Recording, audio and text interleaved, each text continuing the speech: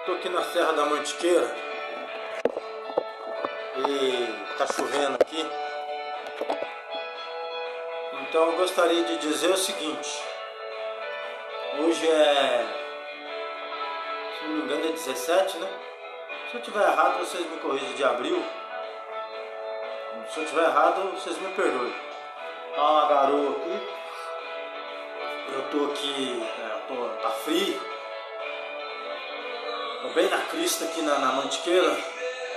E o negócio é o seguinte: eu vejo pessoas sem nenhum preparo de exame bíblico quererem aplicar por suas próprias vontades e interesses, sei lá o motivo, não sei. Você entendeu, né? Não sei o motivo.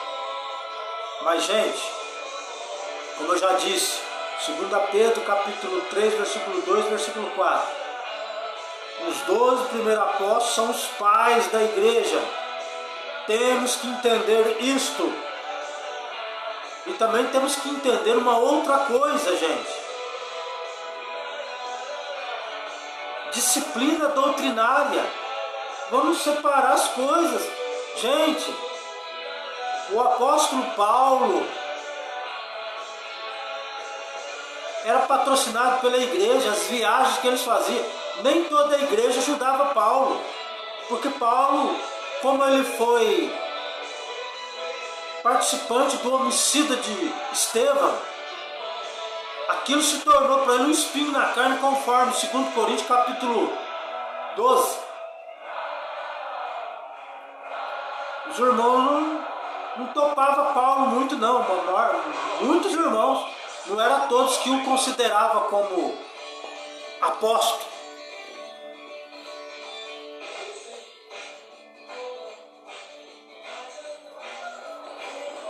Entendeu? Não eram todos que o consideravam apóstolo. Se você for ler as cartas, você vê que ele reclama: eu não sou apóstolo para muitos. Você lê ali 1 Coríntios capítulo 15 ali que você vai ver. Então, conforme Atos capítulo 9, versículo 14 a 18, Deus disse para Ananias: eu vou mostrar o quanto ele deve sofrer pelo meu nome. Paulo tinha um espinho na carne. O seu passado era um passado de que as pessoas apontavam o dedo para ele. Olha lá, o assassino matou um irmão, o Estevão, tá vendo? Então ele pagou um preço muito caro ao apóstolo Paulo, embora ele se converteu tudo, mas a história fala. Então o que eu quero dizer para vocês é o seguinte: vamos separar, gente, disciplina doutrinária. O que é disciplina doutrinária?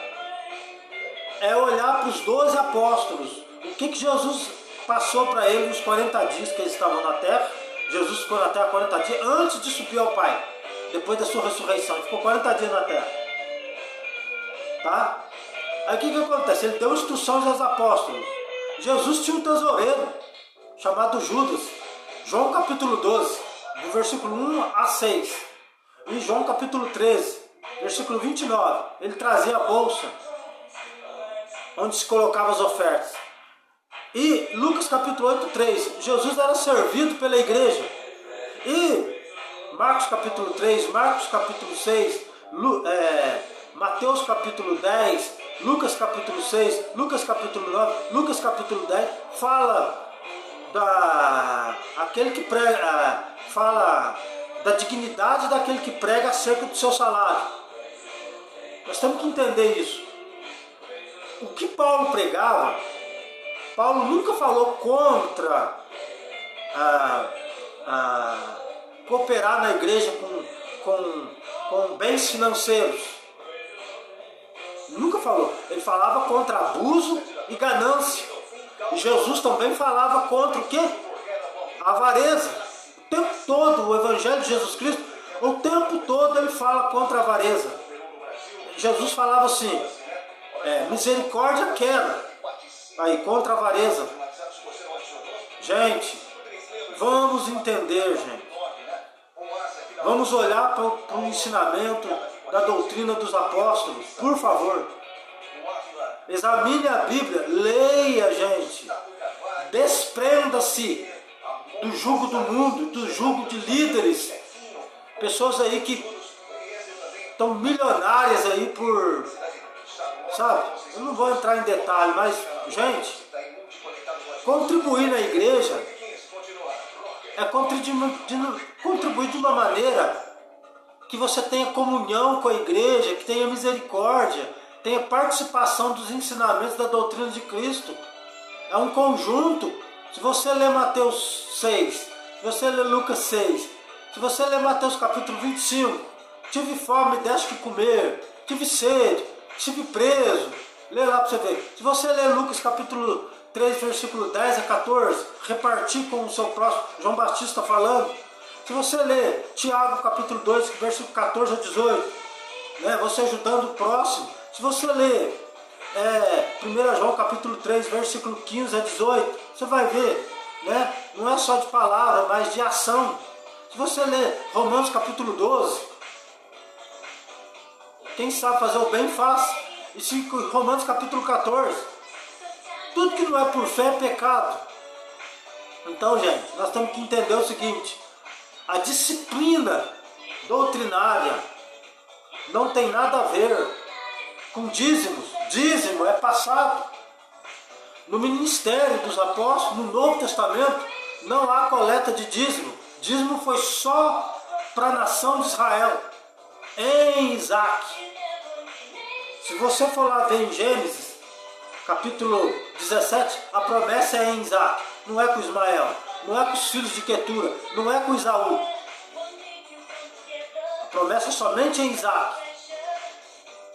Capítulo 21, 12 de Gênesis, capítulo 22 de Gênesis, a semente da promessa está em Isaac, bom? Que formou Israel hoje, tá? Por meio de Jacó, filho de Isaac. Ele continuou a prole de Isaac. Isaú não. E aí? Isaú recebeu ordem para pagar dízimo? Não. Ismael recebeu ordem para pagar dízimo? Não. Os que estavam no lombo de Abraão que pagaram dízimo, isto é, em Isaac, a descendência dele. Não foi nem os patriarcas que pagaram, foi os filhos dos patriarcas. Na lei de Moisés, no Monte Horebe, ali foi dadas as leis que eles deviam praticar e a posse da terra, quando eles tomassem a posse da terra. Tá? Ali foi dadas as leis e a segunda história, por ordem cronológica, você vai entender. Então é isso, gente. Nós estamos na terra. Na terra você paga, Jesus pagou na terra imposto. Jesus comprava pães na terra. Lê Mateus capítulo 14 e lê João capítulo 6. Compre pão para nós. Ainda que Jesus não comprava, mas seus apóstolos compravam. Tá? Paga imposto. Ainda que Jesus não pagava, mas seus apóstolos pagavam imposto. Ele mandava eles pagar o imposto, para que eles não vos escandalizem. Então, gente, nós estamos na terra, precisamos comer e beber. Jesus disse o tempo todo: quem prega o evangelho, que viva do evangelho. 1 Coríntios capítulo 9, versículo 1 a 14. E Mateus capítulo 10, tá? Digno é o obreiro de salário.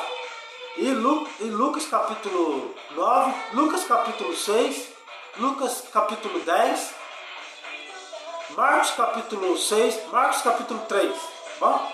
E Lucas capítulo 22 e 35, tá? Não leveis bolsa, porque como que Deus provia as alimentação para os apóstolos? Nas casas que eles entravam, eles comiam, bebiam, tá? Era o salário deles, era o quê?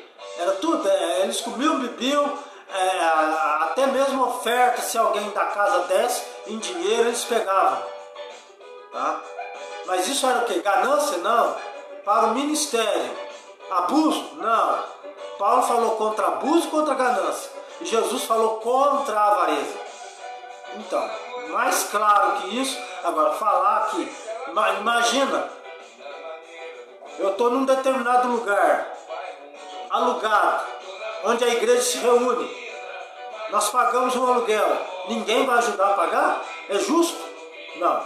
Tem água, ele vai usar o banheiro, ele vai beber água. Tá? É justo que ele ajude. Ele está ajudando a obra a ir para frente. Aí Deus o recompensará. Oh, glória, vamos acordar. Tá? Aí nós vamos ler aí, Bíblia para isso.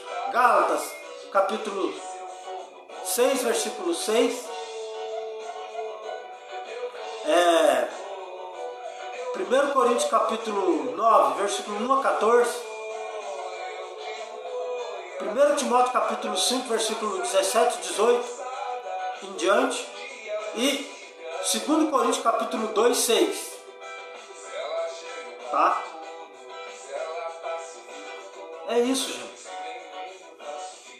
Vamos acordar. Entendeu? É isso que eu estou querendo dizer. Vamos pregar a verdade. Nós estamos na terra, guarda isso. Na terra se compra, se paga, se vende. Vivemos num mundo, tá? Os viveres da igreja é necessário. A comunhão da igreja é necessária. Reunir em espírito e em verdade. Tá? Pois a salvação vem do judeu. Amém.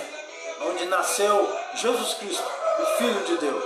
É isso, gente. Que Deus seja louvado, tá? É isso. O que eu estou querendo dizer para vocês é o seguinte. Tá, tem muita coisa aí no YouTube, muita gente falando asneira aí, tá? Misturando as coisas. Não. Vamos separar disciplina doutrinária com abuso e ganância. E avareza. Tá? Então é isso aí. Tá? Jesus pregou muito contra a avareza e Paulo também pregou contra abuso e ganância. Não contra dinheiro. Jesus não era contra dinheiro. Jesus tinha um tesoureiro. Bom, se Jesus lidava com dinheiro, ainda que ele não punha a mão no dinheiro, mas seus apóstolos punham. Compra isso, faz isso, paga isso. Dinheiro na igreja. Vai me dizer que não tem. Não existe, é uma mentira. Não existe igreja na face da terra que não lida com dinheiro. Vamos parar com essa hipocrisia. De dizer que nós aqui, não. Você não pode abusar e ganância e avareza. Jesus pregava contra a avareza. Ele queria que tivesse misericórdia dentro da igreja para socorrer os irmãos. Amém.